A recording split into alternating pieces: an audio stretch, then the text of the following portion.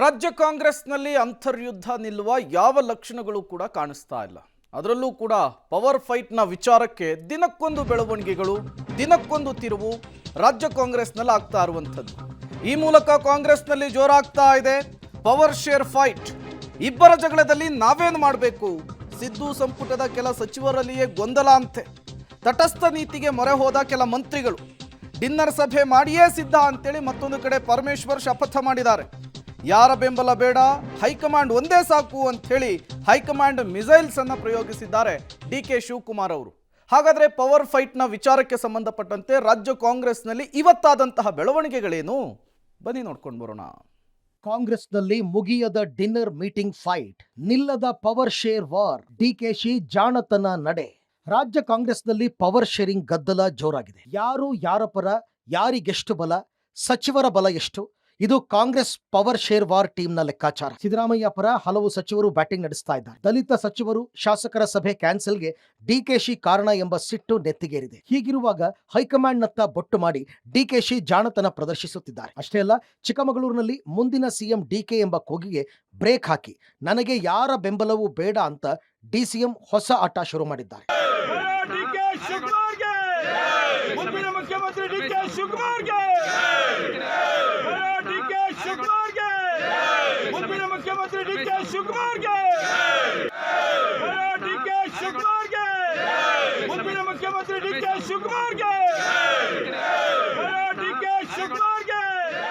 ನನಗೆ ಹೈಕಮಾಂಡ್ ಬಲ ಸಾಕು ಎಂಬ ಸಂದೇಶ ರವಾನೆ ಮಾಡಿ ವಿರೋಧಿಗಳ ತಂತ್ರವನ್ನ ಉಲ್ಟಾ ಪಲ್ಟಾ ಮಾಡುವ ಗೇಮ್ ನಡೆಸಿದ್ದಾರೆ. ನನಗಾಗಿ ಯಾವ ಶಾಸಕರು ನಾಯಕರು ಕೂಗೋದು ಬೇಡ, ಎಲ್ಲರ ಮಾತು ಗೌಣ, ಹೈಕಮಾಂಡ್ ಹೇಳಿದ್ದೆ ಅಂತಿಮ ಅಂತ ಡಿಕೆಶಿ ಹೇಳಿದ್ದಾರೆ. ಯಾರು ತಲೆ ಕೆಡಿಸ್ಕೊಳಕ್ ಹೋಗ್ಬೇಡಿ, ಯಾವ ರಾಜಕಾರಣ ತಿರುವು ಅವಶ್ಯಕತೆ ಇಲ್ಲ. ಜನ ಆಶೀರ್ವಾದ ಮಾಡಿದ್ದಾರೆ, ಎಲ್ಲರ ಮಾತು ಗೌನ. ನನಗೆ ಯಾರ ಬೆಂಬಲನೂ ಬೇಡ, ಯಾವ ಶಾಸಕರ ಬೆಂಬಲನೂ ನನಗೆ ಅವಶ್ಯಕತೆ ಇಲ್ಲ. ನಾನು ಉಂಟು, ಕಾಂಗ್ರೆಸ್ ಪಕ್ಷ ಉಂಟು. ಕಾಂಗ್ರೆಸ್ ಪಕ್ಷ ನಾಯಕರು ಏನ್ ಹೇಳ್ತಾರೆ ಆ ರೀತಿ ನಾನು ಕೆಲಸ ಮಾಡ್ಕೊಂಡು ಹೋಗ್ತೀನಿ. ಸಿಎಂ ಸಿದ್ದರಾಮಯ್ಯ ಬಣದ ಸಚಿವರು ನಿತ್ಯವೂ ಸಿಎಂ ಸಿದ್ದರಾಮಯ್ಯನವರ ಪರ ಬ್ಯಾಟಿಂಗ್ ಮಾಡ್ತಿದ್ದಾರೆ. ಈ ಮೂಲಕ ಡಿಕೆ ಶಿವಕುಮಾರನ್ನ ಏಕಾಂಗಿಯಾಗಿ ಟಾರ್ಗೆಟ್ ಮಾಡ್ತಿದ್ದಾರೆ. ಡಿಕೆ ಶಿವಕುಮಾರ್ ಆಪ್ತ ಬಣದಲ್ಲಿ ಗುರುತಿಸಿಕೊಂಡಿರುವಂತಹ ಸಚಿವರು ಡಿಕೆ ಶಿವಕುಮಾರ್ ಪರವಾಗಿ ಮಾತನಾಡ್ತಿಲ್ಲ. ಹೀಗಾಗಿ ಖುದ್ದು ಡಿಕೆ ಶಿವಕುಮಾರ್ ಅವರೇ ಅಖಾಡಕ್ಕೆ ಇಳಿದಿದ್ದಾರೆ. ಏಕಾಂಗಿಯಾಗಿ ಸಿದ್ದರಾಮಯ್ಯ ಬಣದ ಬ್ಯಾಟಿಂಗಿಗೆ ಪರೋಕ್ಷವಾಗಿ ತಿರುಗೇಟನ್ನು ಕೊಟ್ಟಿರುವಂತಹ ಡಿಕೆ ಶಿವಕುಮಾರ್ ಅವರು ನನಗೆ ಯಾರ ಬೆಂಬಲವೂ ಬೇಡ, ಹೈಕಮಾಂಡ್ ನಾಯಕರ ಬೆಂಬಲ ಸಾಕು ಅನ್ನುವ ಮೂಲಕ ಸಿದ್ದರಾಮಯ್ಯ ಬಣಕ್ಕೆ ಎಚ್ಚರಿಕೆ ಸಂದೇಶವನ್ನ ಕೊಟ್ಟಿದ್ದಾರೆ. ನನಗೆ ಯಾರ ಬೆಂಬಲವೂ ಬೇಡ, ಹೈ ಒಂದೇ ಸಾಕು. ಡಿಕೆಶಿಯಿಂದ ಹೈಕಮಾಂಡ್ ಮಿಸೈಲ್ ಪ್ರಯೋಗ. ಇನ್ನು ಸಿದ್ದರಾಮಯ್ಯ ಬಣಕ್ಕೆ ಡಿಕೆಶಿ ಗುನ್ನ ಇಟ್ಟು power share one person one post ವಾರ್ಗೆ ಡಿಕೆಶಿಯಿಂದ ಹೈಕಮಾಂಡ್ ಮಿಸೈಲ್ ಪ್ರಯೋಗ ಮಾಡಿದ್ದಾರೆ ಎಂಬ ಚರ್ಚೆ ಶುರುವಾಗಿದೆ. ಸಿಎಂ ಬಣದ ಆಪ್ತ ಸಚಿವರಿಂದಲೇ ಬ್ಯಾಟಿಂಗ್ ಹೆಚ್ಚಾಗಿ ನಿತ್ಯ ಡಿಕೆಶಿ ಟಾರ್ಗೆಟ್ ಆಗ್ತಾ ಇದ್ದಾರೆ. ಆದ್ರೆ ಏಕಾಂಗಿಯಾಗಿಯೇ ಡಿಕೆಶಿ ರಿವರ್ಸ್ ಬ್ಯಾಟಿಂಗ್ ಮಾಡ್ತಾ ಇದ್ರೆ ಡಿಕೆಶಿ ಬಣದ ಯಾರೊಬ್ಬರಿಂದಲೂ ನೋ ಆಕ್ಷನ್ ರಿಯಾಕ್ಷನ್ ಎನ್ನುವಂತಾಗಿದೆ. ಹಾಗಾಗಿಯೇ ನನಗೆ ಯಾರ ಬೆಂಬಲವೂ ಬೇಡ, ಹೈಕಮಾಂಡ್ ಒಂದೇ ಸಾಕು ಎಂಬ ಹರಿತ ಮಾತನಾಡಿದ್ದಾರೆ ಡಿಕೆಶಿ. ನನಗೆ ಕಾರ್ಯಕರ್ತರು ಕೂಗುದು ಬೇಡ, ಶಾಸಕರು ಕೂಗುದು ಬೇಡ, ನನ್ನ ಬೆಂಬಲಕ್ಕೆ ಯಾರು ನಿಂತ್ಕೊಳ್ಳೋದು ಬೇಡ. ನನ್ನ ಡ್ಯೂಟಿ, ನನ್ನ ಕರ್ತವ್ಯ ಮಾಡ್ತೀನಿ. ಪವರ್ ಶೇರಿಂಗ್ ಫೈಟ್ ನಡೀತಾ ಇರುವ ಮಧ್ಯದಲ್ಲೇ ಎರಡೂ ಬಣದಲ್ಲೂ ಸಾಕಷ್ಟು ಜನ ಸಚಿವರು ಮೌನಕ್ಕೆ ಶರಣಾದಂತೆ ಕಾಣಿಸ್ತಾ ಇದೆ. ಸಿಎಂ ಸಿದ್ದರಾಮಯ್ಯವರ ಆಪ್ತ ವಲಯದ ಸಚಿವರೇ ಬಹುತೇಕ ಜನರು ನೋ ಕಾಮೆಂಟ್ ಅನ್ನುವಂಥ ಮಾತುಗಳನ್ನ ಆಡ್ತಾ ಇದ್ದಾರೆ. ಮತ್ತೊಂದು ಕಡೆ ಡಿಸಿಎಂ ಡಿಕೆ ಶಿವಕುಮಾರ್ ಆಪ್ತ ವಲಯದಲ್ಲೂ ಕೂಡ ದೊಡ್ಡ ಮಟ್ಟಿಗಿನ ಧ್ವನಿ ಕೇಳಿಬರ್ತಾ ಇಲ್ಲ. ಒಟ್ಟಾರೆಯಾಗಿ ಸಿಎಂ ಸ್ಥಾನದ ಪವರ್ ಶೇರಿಂಗ್ ಹಂಚಿಕೆ ಮತ್ತು ಡಿನ್ನರ್ ಪಾಲಿಟಿಕ್ಸ್ ವಿಚಾರದಲ್ಲಿ ಹೆಚ್ಚಿನ ಸಚಿವರು ಮೌನ ಜಾಣಕ್ಕೆ ಮೊರೆ ಹೋಗಿರುವುದೇ ಕುತೂಹಲಕಾರಿ. ತಟಸ್ಥ ನೀತಿ ತಾಳಿದ ಹಲವು ಸಚಿವರು ಇನ್ನು ಇಬ್ಬರ ಜಗಳದಲ್ಲಿ ನಮ್ಮದೇನು, ನಾವೇನ್ ಮಾಡಬೇಕು ಎಂದು ಸಿದ್ದರಾಮಯ್ಯ ಕ್ಯಾಬಿನೆಟ್ನ ಕೆಲ ಸಚಿವರಲ್ಲಿ ಗೊಂದಲ ಉಂಟಾಗಿದ್ದು ಹಲವರು ತಟಸ್ಥ ನೀತಿಗೆ ಮೊರೆ ಹೋಗಿದ್ದಾರೆ. ಯಾವ ಬಣದ ವಿಚಾರದಲ್ಲೂ ತಲೆ ಹಾಕದೆ ಹೈಕಮಾಂಡ್ ಬಣ ಎಂದು ಗುರುತಿಸಿಕೊಳ್ತಾ ಇದೆ ಒಂದು ಟೀಮ್. ಡಜನ್ಗೂ ಹೆಚ್ಚು ಸಚಿವರಿಂದ ತಟಸ್ಥ ನೀತಿ ಅನುಸರಿಸಿ ಗೇಮ್ ಪ್ಲಾನ್ ಮಾಡಿದ್ದಾರೆ. ಸಚಿವರಾದ K H Muniyappa, H K Patil, Ramalinga Reddy ಅವರಂತಹ ಹಿರಿಯ ಸಚಿವರಿಂದಲೂ ತಟಸ್ಥ ನೀತಿ ಗೇಮ್ ಪ್ಲಾನ್ ಮಾಡಿದ್ರೆ ಸಚಿವರಾದ Priyank Kharge, doctor Sharanprakash Patil, Sharanabasappa Darshanapur, doctor M C Sudhakar, Shivaraj Tangadagi, Shivananda Patil, R B. Timmapur, Eshwar Khandre, Chaluvarayaswamy, S S. Mallikarjun, Bosaraju ತಟಸ್ಥರಾಗಿದ್ದಾರೆ. ಹೈಕಮಾಂಡ್ ಬಣ ಎಂಬ ನಿಲುವು ಪ್ರದರ್ಶಿಸಿ ತಟಸ್ಥ ನೀತಿ ತೋರಿದ್ದಾರೆ. ಈ ನಡುವೆ ಸಿದ್ದರಾಮಯ್ಯ ಆಪ್ತರಾಗಿದ್ರು ಕೆಜೆ ಜಾರ್ಜ್ ಸೈಲೆಂಟ್. ಯಾವುದೇ ಕಾರಣಕ್ಕೂ ನೋ ಕಮೆಂಟ್ ಅಸ್ತ್ರ ಹುಡ್ತಾ ಇದ್ದಾರೆ. ಜಮೀರ್ ಅಹಮದ್, ಸಂತೋಷ್ ಲಾಡ್, ಕೃಷ್ಣ ಭೈರೇಗೌಡ, ದಿನೇಶ್ ಗುಂಡೂರಾವ್ ಸಿದ್ದರಾಮಯ್ಯ ಆಪ್ತ ಟೀಮ್ನಲ್ಲಿದ್ದರೂ ಎಚ್ಚರಿಕೆಯ ನಡೆ ತೋರಿದ್ದಾರೆ. ಅಲ್ಲದೆ ಲಕ್ಷ್ಮೀ ಹೆಬ್ಬಾಳ್ಕರ್ ಡಿಕೆಶಿ ಟೀಮ್ನಲ್ಲಿದ್ದರೂ ಎಚ್ಚರಿಕೆಯ ನಡೆ ಅನುಸರಿಸುತ್ತಿದ್ದಾರೆ. ಡಿನ್ನರ್ ಮೀಟಿಂಗ್ ಮಾಡಿಯೇ ಸಿದ್ಧವೆಂದು ಪರಮೇಶ್ವರ್.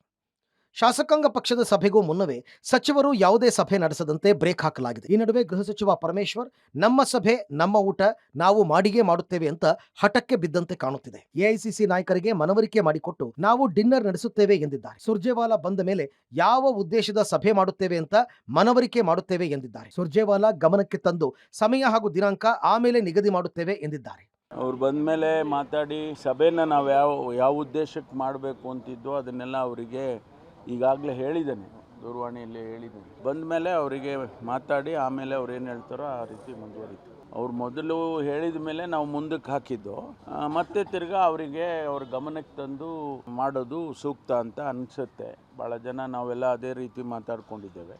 ಅವ್ರ ಗಮನಕ್ಕೆ ತಂದೇ ಮಾಡ್ತೇವೆ. ಸಮಯ ಮತ್ತು ದಿನಾಂಕ ಅವೆಲ್ಲ ಆಮೇಲೆ ಯೋಚನೆ ಮಾಡ್ತೀವಿ. ಮೊದಲು ಅವರ ಜೊತೆಯಲ್ಲಿ ಮಾತಾಡಿದಾದ್ಮೇಲೆ ತೀರ್ಮಾನ ಮಾಡ್ತೀವಿ. ಕಾಂಗ್ರೆಸ್ ಡಿನ್ನರ್ ಮೀಟಿಂಗ್ ಡಿಶಿಮ್ ಬಗ್ಗೆ ಬಿಜೆಪಿ ನಾಯಕರು ಟೀಕಾ ಪ್ರಹಾರ ನಡೆಸಿದ್ದಾರೆ. ಕೇಂದ್ರ ಸಚಿವ ಪ್ರಹ್ಲಾದ್ ಜೋಶಿ ಯಾರು ಶತ್ರುಗಳು ಡಿಕೆ ಶಿವಕುಮಾರ್ ಸ್ಪಷ್ಟವಾಗಿ ಹೇಳಲಿ ಎಂದಿದ್ದಾರೆ. ಸಂಸದ ಜಗದೀಶ್ ಶೆಟ್ಟರ್ ಕಾಂಗ್ರೆಸ್ನ ಗುದ್ದಾಟ ಮೊದಲು ಒಳಗೊಳಗೆ ಇತ್ತು, ಈಗ ಹೊರಬರ್ತಾ ಇದೆ, ಆದಷ್ಟು ಬೇಗ ಕಾಂಗ್ರೆಸ್ ಸರ್ಕಾರ ಪತನ ಆಗುತ್ತೆ ಅಂತ ಭವಿಷ್ಯ ನುಡಿದಿದ್ದಾರೆ. ಬಿವೈ ವಿಜಯೇಂದ್ರ ಕಾಂಗ್ರೆಸ್ನಲ್ಲಿ ಸರಣಿ ಸಭೆಗಳು ನಡೀತಾ ಇವೆ.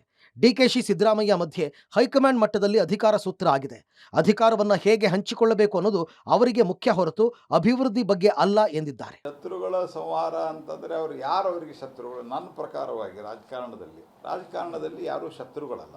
ನಾವು ಇದೇ ಸಮಾಜದಲ್ಲಿ ಇರೋರು, ಇದೇ ದೇಶದಲ್ಲಿ ಇರೋರು, ಇದೇ ರಾಜ್ಯದಲ್ಲಿ ಇರೋರು, ಯಾರೂ ಶತ್ರುಗಳಲ್ಲಪ್ಪ. ನಾನಂತೂ ಯಾರನ್ನೂ ಶತ್ರುಗಳಂತ ಭಾವಿಸಿಲ್ಲ. ನಮ್ಮ ಪಾರ್ಟಿಯವರು ಭಾವಿಸಿಲ್ಲ, ನಮ್ಮ ಪ್ರಧಾನಮಂತ್ರಿಗಳು ಭಾವಿಸಿಲ್ಲ. ನಾವು ಪ್ರತಿಸ್ಪರ್ಧಿಗಳು. ಇವತ್ತು ನೀವು ಪಕ್ಷದಲ್ಲಿದ್ದಾರೆ ಅಂದರೆ ಆಡಳಿತ ಪಕ್ಷದಲ್ಲಿ ನಾವು ನಿಮ್ಮ ಪ್ರತಿಯಾಗಿದ್ದೀವಿ ಅಂತ. ಯಾರು ಶತ್ರು ಸಂಹಾರವನ್ನು ಮಾಡ್ತಾರೆ? ಕಾಂಗ್ರೆಸ್ದಾಗ ಶತ್ರುಗಳಿದ್ದಾರೆ ನಿಮ್ಗೆ ಹಂಗಾರೆ? ಅದಕ್ಕೆ ಯಾರು ಶತ್ರುಗಳು ಅನ್ನೋದು ಡಿ ಕೆ ಶಿವಕುಮಾರ್ ಅವ್ರು ಮಾಡಿದ್ದೀನಿ ಅಂತ ಒಪ್ಕೊಂಡಾರ. ನಾನು ನೋಡಿದಂಗೆ ಸ್ವಲ್ಪ ಉತ್ತರ ಸ್ಪಷ್ಟ ಕೊಟ್ಟರೆ ಒಳ್ಳೇದಾಗತ್ತೆ.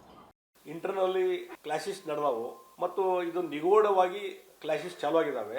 ಲಂಚ್ ಮೀಟಿಂಗು, ಡಿನ್ನರ್ ಮೀಟಿಂಗು ಎಲ್ಲ ಸ್ಟಾರ್ಟ್ ಆದವು. ಬಹುಶಃ ಸಿದ್ದರಾಮಯ್ಯ ಒಂದು ಗುಂಪು, ಡಿ ಕೆ ಶಿವಕುಮಾರ್ ಒಂದು ಗುಂಪು ಆಗಲೇ ಎದ್ದು ಕಾಣುವಂಥ ಕೆಲಸ ಚಾಲು ಮಾಡಿದ್ರು. ಕ್ಲಾಶಸ್ ಮೊದಲು ಅಲ್ಲೇ ಒಳಗೊಳಗಿತ್ತು, ಈಗ ಅದು ಇವತ್ತಿನ ನಾಳೆ ಹೊರಗೆ ಬರ್ತದೆ. ಅದರಿಂದ ಈ ಸರ್ಕಾರ ಕೊಲ್ಯಾಪ್ಸ್ ಆಗ್ತದೆ ಅನ್ನುವಂಥ ಮಾತನ್ನು ಅವತ್ತಿಂದ ಹೇಳ್ತಾ ಇದ್ದೆ ನಾನು. ಇವತ್ತು ಆ ಸ್ಥಿತಿ ಇವತ್ತು ಬಂದದ ಕಾಂಗ್ರೆಸ್ ಪಾರ್ಟಿಗೆ. ಎಟ್ ಎನಿ ಟೈಮ್ ಈ ಸರ್ಕಾರ ಕೊಲ್ಯಾಪ್ಸ್ ಆಗ್ಬೋದು. ಆಡಳಿತ ಪಕ್ಷದ ಡಿನ್ನರ್ ಮೀಟಿಂಗ್, ಆಡಳಿತ ಪಕ್ಷ ಸದಸ್ಯರ ಮಿಡ್ ನೈಟ್ ಮೀಟಿಂಗ್, ರಾಜ್ಯದ ಉಪಮುಖ್ಯಮಂತ್ರಿಗಳು ಒಂದ್ ಕಡೆ ಹೇಳ್ಕೊಂಡಿರೋ ಹಾಗೆ ಬಹುಶಃ ಸಿದ್ದರಾಮಯ್ಯನವರು ಡಿ ಕೆ ಶಿವಕುಮಾರ್ ನಡುವೆ ಅವರ ಹೈಕಮಾಂಡಿನ ಮಟ್ಟದಲ್ಲಿ ಒಂದು ಅಧಿಕಾರದ ಸೂತ್ರ ಅಂದ್ರೆ ಒಪ್ಪಂದ. ಯಾವ್ದ್ರ ಬಗ್ಗೆ ಒಪ್ಪಂದ ಅಂತ ಹೇಳಿದ್ರೆ ರಾಜ್ಯದ ಅಭಿವೃದ್ಧಿ ಹೇಗೆ ಮಾಡಬೇಕು ಅದ್ರ ಬಗ್ಗೆ ಒಪ್ಪಂದ ಅಲ್ಲ. ಅಧಿಕಾರವನ್ನ ಹೇಗೆ ಹಂಚ್ಕೋಬೇಕು, ರಾಜ್ಯದ ಅಭಿವೃದ್ಧಿ ಹೇಗೆ ಮಾಡಬೇಕು ಅದ್ರ ಬಗ್ಗೆ ಅಲ್ಲ ಇವತ್ತು ಚರ್ಚೆ ನಡೀತಾ ಇರತಕ್ಕಂಥದ್ದು. ಒಟ್ನಲ್ಲಿ ಸಂಕ್ರಾಂತಿ ಮುಗಿದ ಬಳಿಕ ಹೈಕಮಾಂಡ್ ಖಡಕ್ ಸಂದೇಶ ರವಾನಿಸುವ ತನಕ ಪವರ್ ಶೇರ್ ವಾರ್ ಮುಂದುವರಿಯುವ ಸಾಧ್ಯತೆ ಇದೆ. ಸಿದ್ದರಾಮಯ್ಯ ಹೇಗೆ ದಾಳ ಉರುಳಿಸ್ತಾರೆ ಎಂಬ ಚದುರಂಗದಾಟದ ಮೇಲೆ ಎಲ್ಲ ನಿರ್ಧಾರವಾಗುವ ಸಾಧ್ಯತೆಯನ್ನ ತಳ್ಳಿ ಹಾಕುವಂತಿಲ್ಲ. Political bureau, public TV. ಜಿದ್ದಾಜಿದ್ದಿ ಜೋರಾಗ್ತಾ ಇದೆ, ಇದು ಇನ್ನೂ ಮುಂದುವರಿಯುತ್ತೆ. ಬಟ್ ಟೂ ಅರ್ಲಿ ಇದು, ಯಾಕಂದರೆ ಡಿಸೆಂಬರ್ಲಿ ಇರಬೇಕಾಗಿರೋದು ಈಗಲೇ ಶುರು ಆಗ್ಬಿಟ್ಟಿದೆ. ಏನೇನು ಕಾದಿದೆಯೋ ಗೊತ್ತಿಲ್ಲ, ರಾಜ್ಯದ ಜನ ನೋಡ್ತಾ ಇರಬೇಕು ಇದನ್ನೆಲ್ಲ.